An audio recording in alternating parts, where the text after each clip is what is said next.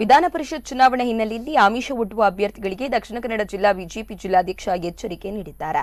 ಯಾರೇ ವ್ಯಕ್ತಿಗಳು ನಮ್ಮ ಪಾರ್ಟಿಯ ವೋಟರ್ಸ್ ಬಗ್ಗೆ ಕೈ ಹಾಕಿದ್ರೆ, ನಮ್ಮ ಕಾರ್ಯಕರ್ತರನ್ನ ಗೊಂದಲಕ್ಕೆ ಈಡು ಮಾಡುವ ಕೆಲಸಕ್ಕೆ ಯಾರಾದರೂ ಕೈ ಹಾಕಿದ್ರೆ ನಾವು ಸುಮ್ಮನಿರುವುದಿಲ್ಲ. ಏನ್ ಮಾಡಬೇಕು ಅದನ್ನ ಮಾಡ್ತೇವೆ. ನಮ್ಮ ಅಭ್ಯರ್ಥಿಯನ್ನ ಗೆಲ್ಲಿಸಲು ಭಾರತೀಯ ಜನತಾ ಪಾರ್ಟಿಗೆ ಶಕ್ತಿ ಇದೆ. ಆದ್ರೆ ಸುಮ್ಮನೆ ನಮ್ಮ ಕಾರ್ಯಕರ್ತರನ್ನ ಕೆಣಕುವಂತಹ, ನಮ್ಮ ಓಟಿಗೆ ಕೈ ಹಾಕುವ ಪ್ರಯತ್ನ ಯಾರಾದರೂ ಮಾಡಿದ್ರೆ ಅದಕ್ಕೆ ತಕ್ಕ ಉತ್ತರ ಕೊಡಬೇಕಾಗುತ್ತದೆ ಎಂದು ಖಡಕ್ ಆಗಿ ಎಚ್ಚರಿಸಿದ್ದಾರೆ.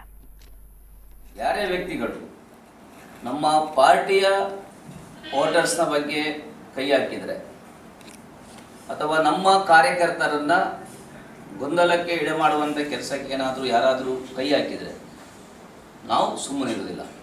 ನಾವು ಏನು ಮಾಡಬೇಕು ಅದು ಖಂಡಿತವಾಗಿ ಕೂಡ ಮಾಡ್ತೇವೆ. ನಮ್ಮ ಅಭ್ಯರ್ಥಿಯನ್ನು ಗೆಲ್ಲಿಸಲಿಕ್ಕೆ ನಮಗಿಲ್ಲಿ ಭಾರತೀಯ ಜನತಾ ಪಾರ್ಟಿಗೆ ಶಕ್ತಿ ಇದೆ.